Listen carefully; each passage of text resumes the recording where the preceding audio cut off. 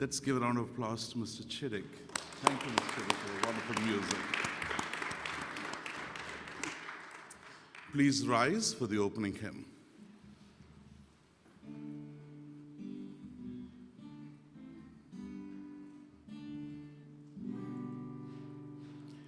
All people that on earth do dwell, sing to the Lord with cheerful voice. Serve him with fear, his praise forth tell.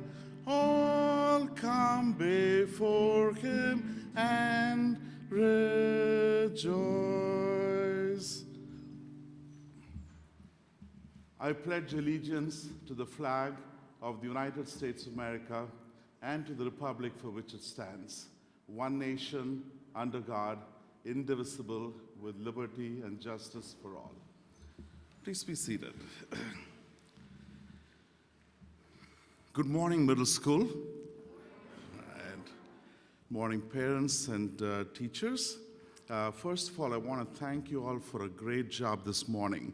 Lining up inside Bell Hall, you were really focused, you honored the music that was played, and you really prepared inside and out to be part of this chapel. So I want to thank you for hearing what I said last week and for taking it to heart. A few announcements for this morning. 8th grade, if you are in the 8th grade Christmas chapel, there will be a practice session this afternoon during study hall in the gym with Mrs. Blair and Dr. Conroy. On Thursday morning during our TLC time, we will meet in the gym again like we did last Thursday for the second session on health and wellness with Ms. Tessa Jenkins. Just a reminder to bring your notebooks with you, notebooks and a pencil or pen, so for journaling.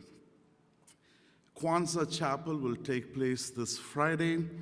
Middle school will not be attending chapel. We'll be watching the recording next week.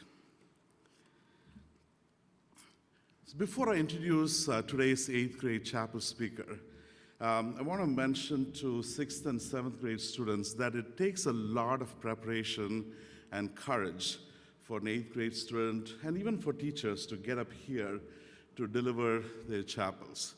So at the end of each 8th grade chapel, the 8th grade presenter will be standing at the back of chapel. So as you walk past them, make eye contact with them, give them a little fist bump, and tell them what an awesome job they did. They all need the encouragement because they really worked hard. And some of them have been thinking about their 8th grade chapel since their entry into middle school. So there's been a lot of thought that has gone into this and preparation. So I want to make sure that we acknowledge that and congratulate them and celebrate this milestone in their 8th grade journey. This morning, it is a joy to introduce our 8th grade chapel speaker, Alejandro Juarez. Alejandro came to Montgomery School in 7th grade. And among the many wonderful qualities that he has, 3 really stand out to me. The first is he is an out-of-the-box thinker.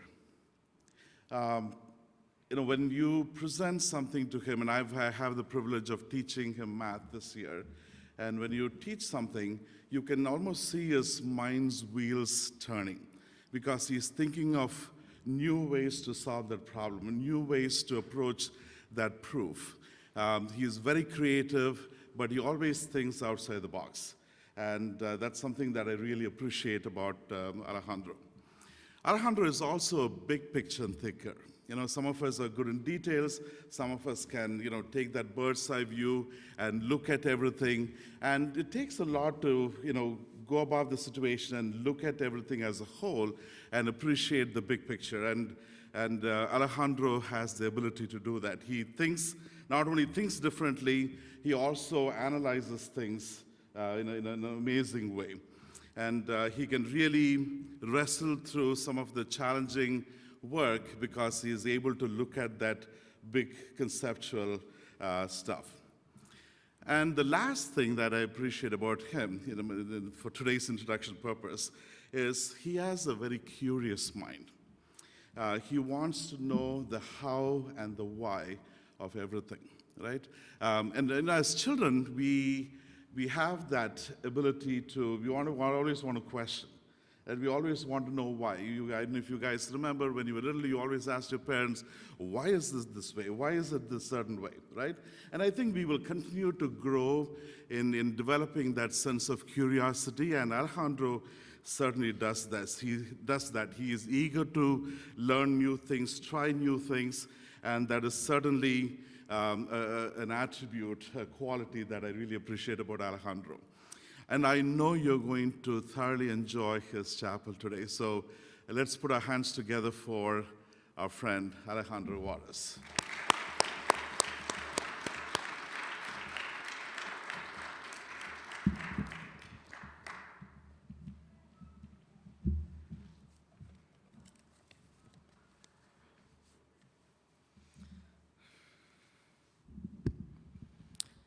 Thank you, Mr. Rajarigam, for your introduction. Good morning, students, teachers, and parents. I'd like to start my chapel by asking you what you think fear is. Well, the textbook definition of fear is an unpleasant emotion caused by the belief that someone or something is dangerous, likely to cause pain, or a threat. Often, fear can end up only holding you back. I know fear is here for a reason. It keeps you from doing something that could get you hurt, but sometimes it's only keeping you in your comfort zone. What I want to talk about today is how to face your fears in my journey to face one of mine. Now, raise your hand if someone you know or yourself has one of the following phobias: acrophobia, fear of heights; claustrophobia, fear of enclosed spaces; pteromohanophobia, fear of flying; entomophobia, fear of insects; ophidiophobia, fear of snakes; and arachnophobia, fear of spiders. You can lower your hands now. Now, many of you may have heard one or more of your phobias or someone you know, and that's because almost every single person on this earth feels fear. You just can't get around it. What you can do is face it. As simple as that sounds, facing your fears is sometimes all you need to do to overcome them. Say, for example, all your life you've been afraid of roller coasters or spiders or anything for that matter. If you just take the time and effort to face your fears, that can sometimes be it. The courage of directly facing your fears head on and not backing down can be enough. I'll give you a quick example. A few years ago, I was on vacation in Mexico at a lake with crystal clear yet cold water. My family was cliff jumping. Whilst the cliff was only 20 to 30 feet high, it seemed like a skyscraper to an 8-year-old me. I mustered up the courage to jump off the cliff, and I was scared for about half a second before I hit the water and then surfaced. After that, I realized I was perfectly fine while cliff jumping, and I was also having a ton of fun. By the end of the day, I had to have jumped off 10 to 20 times. I would have never known that if I didn't jump. When I think back to it, I wonder, what would have happened if I never jumped? If I never faced my fear of heights, would I still be backing away from cliffs to this day? I'll never know the answer to that question, but what I will know is that I would have regretted it if I never took that jump. Another way to face your fears is to understand them. Say, for example, that I'm deathly afraid of sharks and that I like surfing, but I never go too far out. If I try to understand my fears, it's likely that I'll learn that fears can often be based upon nothing. This is precisely what I did before getting scuba certified 2 weeks ago. I had to do over 12 hours of classes, quizzes, and tests, and after that, I realized that I didn't have much to fear, but I still had some fear. As you now know, I recently got scuba certified. Now, one might think that isn't a huge deal. To me, however, it is. I have thalassophobia, which is the fear of the void or abyss. When you put thalassophobia and diving together, it's a bit like putting arachnophobia and a tarantula together. You're putting the fear and the subject that has that fear together in the most upfront way. One might be thinking, why do something you're afraid of while on vacation and relaxing? Well, I have 2 reasons. For one, the water is clearer and typically warmer in Mexico, and I also thought, if I'm going to get scuba certified, I should do it as soon as possible. I know myself well enough to know that if I don't face one of my fears now, it'll eat away at me until I do. I'll be thinking about it for weeks until I push it out of my head and forget about it. But eventually, it'll come back up again, and I'll be out in the same situation. This doesn't just apply to everyone, however. This mainly applies to me and lots of people I know. Most of us have our fears.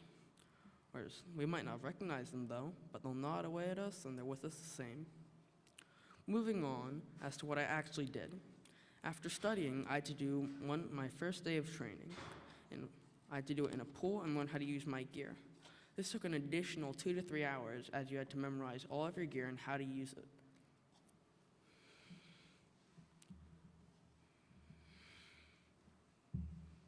You have your buoyancy control device, regulator, spare regulator, pressure indicator, buoyancy control device, inflator and deflator, and your tank. After I'd finally become accustomed to my gear, I had my first dive coming up. I thought a lot about it leading up to it, but it was astonishingly simple when the dive actually happened. I entered the water and just did the dive. That's an oversimplification, but I did have a few moments of dread. When first entering the water from a boat, it's common for you to roll off the side of the boat back first. The first few moments after that were surprisingly uneventful, despite my fear and anticipation while on the side of the boat, getting ready to roll off. I did 3 dives on the second dive, 1 to 35 feet, 2 to 40 feet. On the third day, we did 2 dives to 35 and 40 feet. Later on, we did 2 more dives to 45 feet. The problem with diving depths greater than 15 feet is the pressure increases at a linear rate of 1 atmosphere per 33 feet. This is important because it means the pressure outside of your body doubles every 33 feet, meaning your inside pressure must do the same. As long as you don't ascend or descend quickly, this isn't a huge deal, however. One thing I didn't expect is the sheer calm I experienced while diving. You'd think you'd be pretty anxious or worried during your first dive that something could go wrong. But I was surprisingly calm and collected. If I said that I wasn't afraid at any point, I would be lying. But I managed to deal with my fears by simply remembering what I'd learned and knowing that I knew what to do.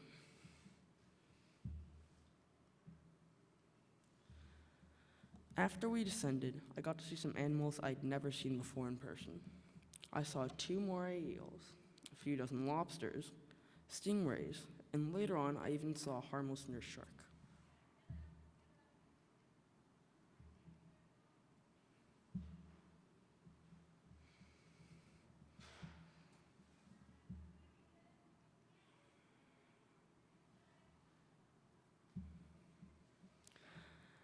After we finished the dive, we began to ascend and we had to do a safety stop, which is when you just stay at 15 feet for 3 minutes. During that time, I achieved neutral buoyancy and was able to go upside down with complete control. This is what I liked most about diving, the entire new world you can experience. The reason for me detailing all of this is that none of this would have happened if I hadn't decided to attempt to overcome one of my fears. I wouldn't have seen so many new fish in person. I wouldn't be able to explore 50% more of the earth.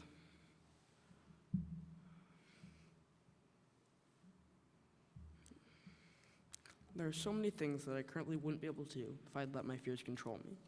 Would have been the easier thing to do, but I would have missed out on so much. In my experience, fear is often holding you back and preventing you from doing things you might love. One of the best ways I've heard fear described is by Franklin Delano Roosevelt, who once said, "The only thing we have to fear is fear itself."